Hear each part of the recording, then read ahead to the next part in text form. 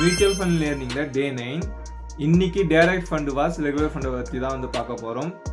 ரெண்டுமே same fund தான், but ரிட்டர்ன்ஸில் difference இருக்குது. டைரக்ட் ஃபண்டுனா என்னன்னு பார்த்தீங்கன்னா இன்வெஸ்டர் டைரெக்டாக போயிட்டு ஏஎம்சியில் வந்து பை பண்ணுறது தான் வந்து டைரக்ட் ஃபண்டு. இதுக்கு நோ கமிஷன், சென்ட்ரலில் மிடில் மேன் யாரும் வந்து இருக்க மாட்டாங்க.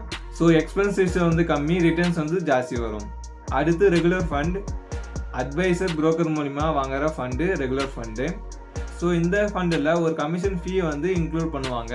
இது அது கூட கம்பேர் பண்ணும்போது எக்ஸ்பென்சஸ் அதிகமாக இருக்கும், ரிட்டர்ன் கொஞ்சம் கம்மியாக இருக்கும்.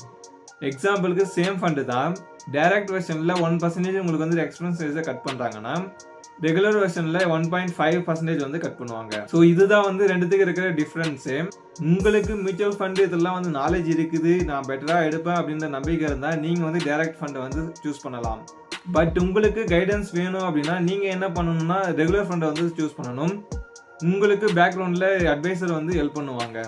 நிறைய பேர் சொல்கிறது என்னென்னா நீங்கள் வந்துட்டு டைரக்ட் ஃபண்டில் வந்து இன்வெஸ்ட் பண்ணுவாங்க, ரெகுலர் ஃபண்டு வந்து எடுக்காதீங்க அப்படின்ற மாதிரி சொல்லிடுறாங்க ஈஸியாக. பட் நீங்கள் வந்துட்டு சைட் ஃபண்டு வந்து பெஸ்ட்டாக இருக்கணும்.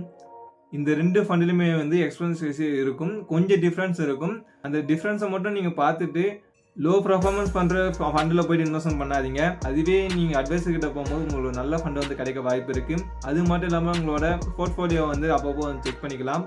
இது இல்லாமல் மந்த்லி ஸ்டேட்மெண்ட் வந்து கொடுப்பாங்க. ஸோ நீங்கள் ரெகுலரில் இன்வெஸ்ட் பண்ணும்போது எல்லாத்தையுமே வந்து அட்வைசர் வந்து பார்த்துப்பாங்க. ஸோ நீங்கள் எந்த ஒரு டென்ஷனும் எடுத்துக்க தேவையில்லை. நெக்ஸ்ட்டு டே 10 மியூச்சுவல் ஃபண்ட் என்ஏவினா என்ன, ஹை என்ஏவி நல்ல ஃபண்டாக அந்த மாதிரி வந்து பார்க்கலாம். இந்த மாதிரி ஃபினான்ஷியல் டாபிக் கண்டினியூஸாக வேணும் அப்படின்னா நம்ம பேஜை ஃபாலோ பண்ணிக்கோங்க.